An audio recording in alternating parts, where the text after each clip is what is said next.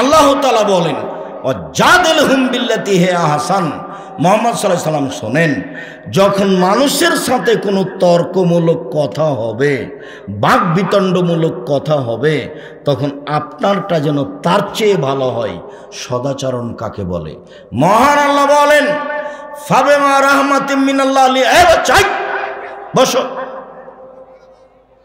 ফাবিমা রাহমাতিম মিনাল্লাহ লিনতা লাহুম ওয়ালাউ কুনতা ফাদ্দান গালিজাল কলব লানফাযু মিন হাওলিক। মুহাম্মদ সাল্লাল্লাহু আলাইহি সাল্লাম আল্লাহর পক্ষ থেকে বড় দয়েছে, আপনার চাল চলন নম্র সুন্দর হয়েছে। আপনার চাল চলন যদি কর্কশ খারাপ হতো, মানুষ আপনার পাশ থেকে সরে যেত। শুনুন, সদাচরণ মানে এক ফাফানম, মানুষ যা ভুল ত্রুটি করেছে আপনি তা ক্ষমা করে দেন। দুই, আস্তাগফির লাহুম, ওরা আপনাকে গালি দিয়ে অনেক কিছু বলে যে পাপ করেছে, আপনি নিজে তাদের জন্য আল্লাহর কাছে ক্ষমা চান। আল্লাহ, ওরা না বুঝে আমাকে গালি দিয়েছে, তুমি তাকে ক্ষমা করে দাও। এর নাম সদাচরণ। আর যদি আপনি দল সংগঠন করেন, আর আমি যদি আপনার দল সংগঠনে না যাই, আর আমি যদি বিপদে পড়ি, তাহলে আপনি বলবেন ঠিক হয়েছে, ঠিক হয়েছে, উচিত হয়েছে, উচিত হয়েছে। এটা সদাচরণ। আবার আপনি গরুও জবাই করবেন। গরু জবাই করতে আমি নিজে দেখেছি, আমার দুই চোখ সাক্ষী। গরু জবাই করতে আমি নিজে দেখেছি, রাজশাহীর ঘটনা নকল করছি। কোথায় কবে সদাচরণ বিদে নিয়েছে? কিসের ধর্ম, কিসের দল, কি বুঝাতে চান আপনি আমাকে? সদাচরণ কাকে বলে? এই ছেলে, সম্মানিত দিনী ভাই বোন, সদাচরণের নেকি বিচারের মাঠে নেকির পাল্লাই সবচেয়ে ভারী নেকি, মনে থাকবে কি? এবার কয়েকটা কথা আপনাকে বলি। সদাচরণ এমন একটি ইবাদত, এ দিয়ে সবচেয়ে দামি জান্নাত পাওয়া যায়। সদাচরণ এমন একটি ইবাদত, এ দিয়ে সবচেয়ে দামি জান্নাত পাওয়া যায়। রাসূল সাল্লাল্লাহু আলাইহি ওয়াসাল্লাম বলেন, ইন্না ফিল জান্নাতে গোরাব ইরা জাহিরুহা মিন বাতিনিহা ও বাতিনুহা মিন জাহিরিহা। জান্নাতে কতগুলি উন্নত মানের ঘর রয়েছে, যার বাহির থেকে ভিতর দেখা যায়, ভিতর থেকে বাহির দেখা যায়, শুধু টকটক টকটক করছে, ঝকঝক করছে। সাহাবীগণ বললেন, লেমান হাজিহি, আল্লাহর নবী, এত দামি ঘর কে পাবে? তখন আল্লাহ রাসূল উত্তরে বললেন, লেমান আলানাল কালামা, যার স্বভাব ভালো সে পাবে, যার চালচলন ভালো সে পাবে। সদাচরণ দিয়ে সবচেয়ে দামি নেকি পাওয়া যাবে। সদাচরণ কি জিনিস? সদাচরণ দিয়ে দুইটি বড় বড় আমলের নেকি হবে। আয়েশা রাদিয়াল্লাহু তাআলা আনহা বলেন, ইন্নামাল মুমিন ইয়াজদু বিহুসনি খুলুকিহি দারাজাতা সাইমুল কায়েম। নিশ্চয় মানুষ সদাচরণ দিয়ে নিয়মিত তাহাজ্জুদ পড়লে যা নেকি পায় সেটা পাবে। নিশ্চয় মানুষ সদাচরণ দিয়ে নিয়মিত নফল সিয়াম রোজা থাকলে যে নেকি পায় সেটাই পাবে। আবার বলি, ইবাদতের জগতে একটা বড় ইবাদত হলো রাতে তাহাজ্জুদ পড়া। এতে মান সম্মান বেড়ে যায়। ইবাদতের জগতে একটা দামি ইবাদত হলো নফল সিয়াম থাকা। বৃহস্পতিবার সোমবার সিয়াম থাকবেন। জুলহিজ্জার 1 থেকে 9 পর্যন্ত সিয়াম থাকবেন। শাওয়ালের 7 দিন সিয়াম থাকবেন। শাবানের একটানা 15 দিন সিয়াম থাকবেন। আরাফার 1 দিন সিয়াম থাকবেন। মুহররমের 2 দিন সিয়াম থাকবেন। নিয়মিত নফল সিয়াম থেকে যত নেকি হবে, সদাচরণে তত নেকি হবে। সদাচরণ কি জিনিস? ভালো কথা, ভালো কর্মের নাম সদাচরণ। আবারও বলি, নিয়মিত তাহাজ্জুদ পড়ে যে নেকি হবে, সদাচরণে সে নেকি হবে। নিয়মিত সিয়াম রোজা থেকে যে নেকি হবে, সদাচরণে সে নেকি হবে। বুঝাতে পারিনি? এই দুইটা ইবাদত মিলে যত নেকি হবে, সদাচরণে একাই তত নেকি হবে। এবার কি বুঝাতে পেরেছি? সম্মানিত দিনী ভাই ও বোন, সদাচরণ দিয়ে মানুষের ভাগ্য, মানুষের বয়স বেশি হয়ে যায়। সদাচরণ দিয়ে মানুষের টাকা পয়সা বেশি হয়ে যায়। আনাস রাদিয়াল্লাহু তাআলা আনহু বলেন, রাসূল সাল্লাল্লাহু আলাইহি সাল্লাম বলেছেন, মান সাররাহু, যে চায়, আইয়ুবসাতা লাহু ফি রিজকিহি ওয়া ইনসালাহু ফি আসারিহি, যে চায় তার টাকা বেশি হয়ে যাক, যে চায় তার বয়স বেশি হয়ে যাক, আল্লাহ তাকে অনেক দিন বাঁচিয়ে রাখুক, এই দুটা যে চায়, ফাল এসেল রাহেমাহু, সে যেন সদাচরণ করে। পৃথিবী সৃষ্টির 50,000 বছর পূর্বে যে ভাগ্য লিখা হয়েছে, সেই ভাগ্য যদি নতুনভাবে লিখাতে চান তাহলে সদাচরণ করতে হবে। আর একটা জিনিস আছে ভাগ্য পরিবর্তনের, সেটা হচ্ছে লা ইয়ারুদ্দুল কাযা ইল্লা বিদুয়া, দুয়ার মাধ্যমে ভাগ্য পরিবর্তন হয়। পৃথিবী সৃষ্টির 50,000 বছর পূর্বে যে ভাগ্য লিখা হয়েছে, যদি খুব বেশি কান্নাকাটি করে দোয়া করেন তাহলে আল্লাহ কেটে ওটা নতুনভাবে লিখে দেবেন। যার কারণে 2020-22 পর্যন্ত আমি করোনা দিয়ে ভাগ্য বাড়াতে চাইনি। মাস্ক দিয়ে আমি করোনাতে মাস্ক দিয়ে ভাগ্য বাড়াতে চাইনি। একবারে এমনভাবে শক্ত হয়েছিলাম যে করোনার 5 পয়সা দাম দেনি আমি, 5 পয়সা। বিমানে যখন উঠেছি তখন ওই বিমানবালা বলছে মাস্ক পরেন। আমি বললাম ধৈর্য ধারণ করো, মাস্ক পরেন। আমি বললাম ধৈর্য ধারণ করো, মাস্ক পরেন। তখন আমি বললাম যে তোমাকে চাকরি দেওয়া মালিক ঠিক করেনি। আমি যখন বিমানে উঠলাম তখন তুমি দেখলে আমার মাস্ক নেই, তখনই তুমি আমাকে নামিয়ে দিতে। আমি তো মাস্ক দিয়ে ভাগ্য বাড়াবো না। আমি ভাগ্য বাড়ালে কি দিয়ে বাড়াবো? দোয়া দিয়ে। মাস্ক দিয়ে ভাগ্য বাড়াতে আমি রাজি নই। 2 দিন বাঁচতে এসে শিরক করে মরতে রাজি নই। 2 দিন বাঁচতে এসে শিরক করে মরতে রাজি নই। এই কাজ আমি করব না। সম্মানিত দিনী ভাই বোন, নওয়াস ইবনে সামান রাদিয়াল্লাহু তাআলা আনহু বলেন, আমি আল্লাহর নবীকে বললাম, আল্লাহর নবী, মাল বিররু ওয়াল ইসমু, পাপ কি জিনিস, নেকি কি জিনিস? খুব ভালো করে মনে রাখবেন, পাপ কি জিনিস, নেকি কি জিনিস? পাপ কি, নেকি কি, এটা জিজ্ঞাসা। মনে থাকবে না এটা? তো উত্তর বলছেন, আল্লাহ নবী বলছেন, আল বিররু হুসনুল খুলুক, নেকি হলো ভালো আচরণ। কই বললেন না তো যে নেকি হলো তাহাজ্জুদ? কই বললেন না তো যে নেকি হলো হজ? কই বললেন না তো নেকি হলো রমজান মাসে রোজা থাকা, সিয়াম থাকা? এগুলো বললেন না। উত্তরে বললেন নেকি হলো ভালো আচরণ। ভালো আচরণই নেকি, ভালো আচরণই ইবাদত, এবং সবচেয়ে দামি ইবাদত এবং সবচেয়ে ভারী নেকির ইবাদত। আবু হুরায়রা রাদিয়াল্লাহু তাআলা আনহু বলেন, রাসূল সাল্লাল্লাহু আলাইহি ওয়াসাল্লাম বলেছেন, সদাচরণ রহমান থেকে নির্গত হয়েছে। আল্লাহ তাআলা বলেন, সদাচরণ শোনো, মান ওয়াসালাকে ওয়াসালতুহু ওমান কাতাকে কাতাতুহু, তোমাকে যে নিবে আমি আল্লাহ তাকে নিব, তোমাকে যে ছেড়ে দিবে আমি আল্লাহ তাকে ছেড়ে দিব। সদাচরণ নেই যার, আল্লাহ নেই তার, তো কিভাবে খেতে পাই? হিন্দু যেভাবে পাই। কথা বোঝা যায়নি? সদাচরণ নেই যার, আল্লাহ নেই তার, সদাচরণ আছে যার, আল্লাহ আছে তার, তো যার সদাচরণ নেই সে কিভাবে খেতে পায়? ইহুদি খ্রিস্টান যেভাবে পায়।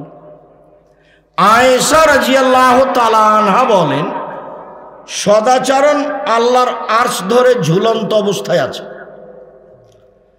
আল্লাহর আরশ ধরে ঝুলন্ত অবস্থায় আছে।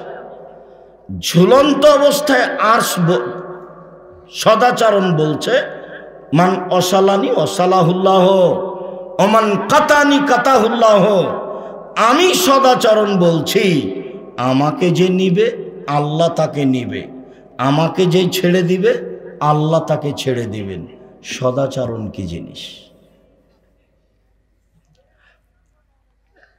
আবু মুসা আশআরী রাদিয়াল্লাহু তাআলা আনহু বলেন, রাসূল সাল্লাল্লাহু আলাইহি সাল্লাম বলেছেন, আল মুমিন লিল মুমিন কাল বুনিয়ান ইয়াশুদ্দু বাযুহু বাযান সুম্মা শাব্বাকা বাইনা আসাবিহি। এদিকে দেখেন, সদাচরণ একজন মোমেন আর একজন মোমেনের সাথে প্রাচীরের মতো বলে ডান হাতের আঙ্গুল বাম হাতের মধ্যে ঢোকালেন,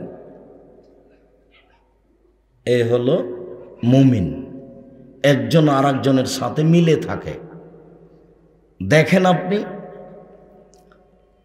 আপনার সাথে আপনার বড় ভাইয়ের মিল নেই, অথচ আপনি ছোট, আপনার বড় ভাইয়ের হাত ধরে ক্ষমা আপনাকে নিতে হবে, আজকেই নিতে হবে। আল্লাহ রাসূল বলছেন আজকেই নিতে হবে।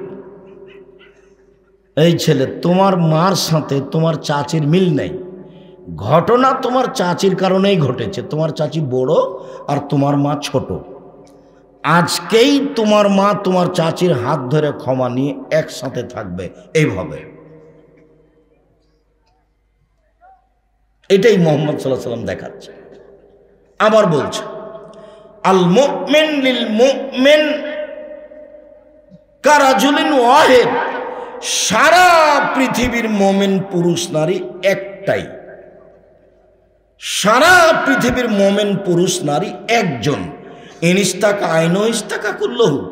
যদি চোখ ব্যথা করে সব শরীরেই ব্যথা বুঝে, তার নাম সবাই ভাই ভাই। ওয়াইন ইস্তাকা রাস ইস্তাকা কুল্লহু। যদি মাথায় ব্যথা করে তাহলে সব শরীরে ব্যথা বুঝে। তার মানে আমি বিপদে পড়লে আপনিও বিপদ বুঝবেন, তার নাম হলো ভাই ভাই। আমি বিপদে পড়লে আপনি খুশি হন, এইটা কি ভাই ভাই? এইটা কি সদাচরণ? কি করলে এই পথে ফিরে আসা যাবে সেখানে তাড়াতাড়ি যান। মাথাটাকে, জেহেনটাকে একবারে খালি রাখেন, কারো প্রতি ভালোবাসা বেশি রাখেন না, দলের মধ্যে থেকে জীবন হারায়েন না, দাঙ্গাবাজি করে ক্ষমতা দেখিয়ে দাপট দেখিয়ে কাউকে ঘৃণে করে তাহাজ্জুদ পড়ে জান্নাত কেনার হিসাব করিয়েন না, ভুল হিসাব। একজন সাহাবী মোজাইনা কাবিলার বলছেন যে সাহাবীগণ বললেন, আল্লাহর নবী, মা খায়রু মা উতিয়াল ইনসানো। মানুষকে তো আল্লাহ অনেক নিয়ামত দিয়েছেন, তো সবচেয়ে উত্তম কোনটা নিয়ামত? দুই হাত কিন্তু নিয়ামত। যার এক হাত নেই সে বুঝতে পারে দুই হাতের কি দাম, মর্যাদা, তাই না? যার এক পা নেই সে বুঝতে পারে দুই পায়ের কত মর্যাদা। তো দুই হাত যে নিয়ামত, দুই পা যে নিয়ামত আল্লাহর, এটা কখন বোঝা যাবে? না থাকলে। তো সাহাবী বলছেন, সাহাবীগণ, আল্লাহর নবী, আল্লাহ যে মানুষকে অনেক নিয়ামত দিয়েছেন, তো সবচেয়ে দামি কোনটা? তো আল্লাহ রাসূল উত্তরে বললেন, আল খুলুকুল হাসান। ভালো চাল চলন হলো সবচেয়ে দামি নিয়ামত। এক, আলোচনার শেষে চলে এসেছে। এক, ভালো চাল চলন হলো সবচেয়ে দামি নিয়ামত। দুই, ভালো চাল চলন দিয়ে বয়স বেশি হয়ে যায়। তিন, ভালো চাল চলন দিয়ে টাকা পয়সা বেশি হয়ে যায়। চার, ভালো চাল চলন দিয়ে দামি জান্নাত পাওয়া যায়। পাঁচ, ভালো চাল চলন দিয়ে দুইটা বড় বড় ইবাদতের নেকি পাওয়া যায়। মনে নাই? বলেন তো, বড় বড় ইবাদত দুইটা কি? একটা তাহাজ্জুদের, একটা হলো নফল সিয়াম। 6 ভালো চাল চলন দিয়ে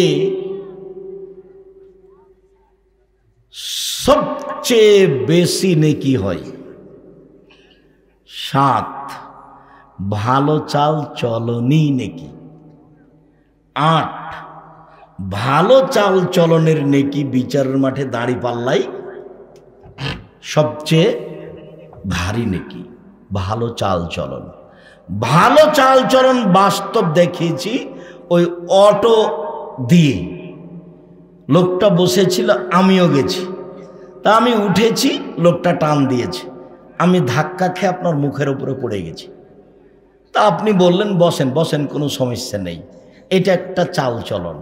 আপনি বললেন যে কপালে চোখ নেই, দেখে উঠতে পারেন না, এটা একটা চাল চলন।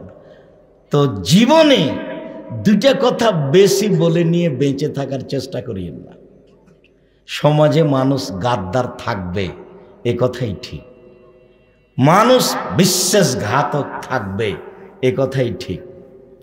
আটমল সালাফিয়া মাদ্রাসা আমি এককভাবে গড়েছি।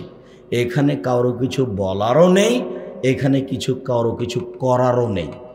আটমল সালাফিয়া মাদ্রাসা আমি এককভাবে গড়েছি। যেদিন গড়িনি তার আগে নুরু সর্দারকে নিয়ে, নূর মোহাম্মদ সর্দারকে নিয়ে বসেছিলাম।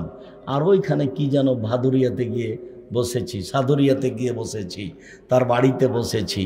আটমল সালাফিয়া আমি এককভাবে দেখাশোনা করি।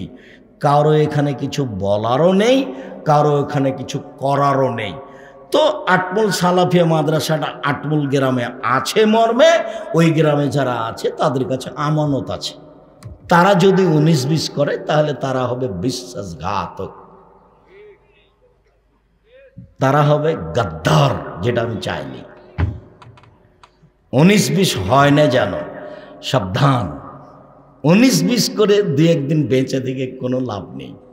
এই দেশের সবচেয়ে বড় প্রতিষ্ঠান জামিয়া সালাফিয়া, আয়তনে সবচেয়ে বড় প্রতিষ্ঠান জামিয়া সালাফিয়া। জামিয়া সালাফিয়া হাঁটাবো, বীরহাটাবো, রূপগঞ্জ, নারায়ণগঞ্জ, ঢাকা, এখন প্রায় 100 বিঘা জমির উপর অবস্থান করে, যার 22 বিঘা মেয়েদের জন্য। জামিয়া সালাফিয়া ডাঙ্গিপাড়া, পবা, রাজশাহী প্রায় 40 বিঘা জমির উপর অবস্থান করে। জামিয়া সালাফিয়া রাজশাহী যেটা মহিলার জন্য তৈরি হতে যাচ্ছে, সেটাও প্রায় 70 বিঘা জমির উপর অবস্থান করে। জামিয়া সালাফি যেটা দিনাজপুর, সেটা প্রায় 20 বিঘা জমির উপর অবস্থান করে। এদেশের আয়তনে সবচেয়ে বড় প্রতিষ্ঠান জামিয়া সালাফিয়া। মনে রাখা ভালো হবে, শিক্ষক সংখ্যায় সবচেয়ে বড় প্রতিষ্ঠান জামিয়া সালাফিয়া। জামিয়া সালাফিয়া 300 জন শিক্ষক শিক্ষিকা, বেতন লাগে 32 লক্ষ। জামিয়া সালাফিয়া শিক্ষক গুণে সবচেয়ে বড় প্রতিষ্ঠান। জামিয়া সালাফিয়াতে ইন্ডিয়ান শিক্ষক থাকেন। জামিয়া সালাফিয়াতে মদিনা বিশ্ববিদ্যালয় থেকে প্রফেসরেরা এসে নিয়মিত সেখানে পাঠদান করে থাকেন। দেশের তো বড় বড় বিদ্বান আছেই। জামিয়া সালাফিয়ায় খালি আলেমদের জন্য 3 ধরনের রান্না হয়। যারা বিদেশি সৌদি আরব থেকে আসা মানুষের রান্না করে, ওই বাবুর্চি হলো চট্টগ্রামের, ওদের রান্না ভিন্ন। যারা ইন্ডিয়ান তাদের রান্না ভিন্ন।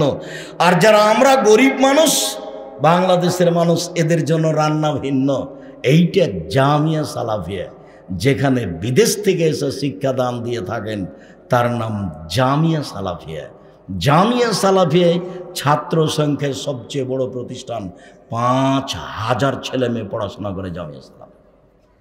5000, 519 জন ইয়াতিম অসহায় আছে, তার নাম জামিয়া সালাফিয়া। শিরক মুক্ত প্রতিষ্ঠান জামিয়া সালাফিয়া, বিদআত মুক্ত প্রতিষ্ঠান জামিয়া সালাফিয়া, দল মুক্ত প্রতিষ্ঠান জামিয়া সালাফিয়া, হিংসা মুক্ত প্রতিষ্ঠান জামিয়া সালাফিয়া, দেশের সর্ববৃহৎ প্রতিষ্ঠান জামিয়া সালাফিয়া। আমার মনে বড় সাধ, এই দেশের মাটিতে আমি উন্নত মানের প্রতিষ্ঠান গড়ে বাচ্চাদেরকে, ছেলে মেয়েকে উন্নত মানের বাংলা, ইংরেজি, আরবি শিক্ষা দিয়ে জাতির অন্যায়ের বিরুদ্ধে লড়বই। মুখে কলমে মিডিয়ে লড়ে যাচ্ছি, লড়বো ইনশাআল্লাহ। আমি দিনী ভাই বোনকে বলছি, খালি একটু মুখে দোয়া করবেন আল্লাহ যেন জামিয়া সালাফিকে কবুল করেন, এটুকুই। জামিয়া সালাফিয়া ডাঙ্গিপাড়ায় এবছরের সম্মেলনে প্রায় 17 লক্ষ টাকা খরচ। ভিন্ন ধরনের প্রতিষ্ঠান, আপনাদের নিজস্ব প্রতিষ্ঠান, আয়াতনে গুণে সব কিছুতেই আগে আলহামদুলিল্লাহ। খালি মুখের দোয়াটা ব্যবহার করবেন, আল্লাহ তুমি জামিয়া সালাফিকে কবুল করো। আজকের এই দিনই বৈঠকে আমি আপনাদেরকে অনুরোধ জানাচ্ছি, আমরা সদাচরণের আলোচনা করছিলাম। অবশ্যই সদাচরণকে যথাযথভাবে মূল্যায়ন করবেন। যাওয়ার পূর্বে দেখবেন আবদুল্লাহর কিছু বই লেখা আছে নাকি। আমি আবদুল্লাহর বই পড়ি, তাকে তার বক্তব্য শুনতে ভালোবাসি। ব্যতিক্রম বই ফিলিস্তিনের ইতিহাস আবদুল্লাহর লেখা, সেটা আপনি দেখবেন। ব্যতিক্রম বই মিন্নাতুল বারি বুখারীর ব্যাখ্যা। আর আল ইতেসাম পত্রিকায় আবদুল্লাহ নিজে এখন সম্পাদকীয় লিখে। আল ইতেসাম পত্রিকার সম্পাদকীয় দেখলে আপনি খুশি হবেন। কাজে ইতেসাম পত্রিকা নিয়ে যাবেন। সকল দিনই ভাই বোনকে আমি স্টেজের ডান দিক থেকে বইগুলি সংগ্রহ করার জন্য আন্তরিকভাবে অনুরোধ জানাচ্ছি। আল্লাহ আমাদের যারা মারা গেছে তুমি তাদের কবরের শাস্তি মাফ করো। আমরা যারা অসুস্থ তুমি তাদের আরোগ্য দান করো। আমরা যারা বেঁচে আছি তুমি তাদেরকে তোমার রাসূলের পদ্ধতি অনুযায়ী চলার তৌফিক দান করো। আজকের সদাচরণের উপরে যে আলোচনা করলাম, এই আলোচনা তুমি মেনে চলার তৌফিক দান করো। আল্লাহ বই পুস্তকগুলি সংগ্রহ করে ঈমান বৃদ্ধির সুযোগ করে দাও। এ দাবি, এ দাওয়া, এ দোয়া তোমার দরবার রেখে আলোচনা শেষ করছি।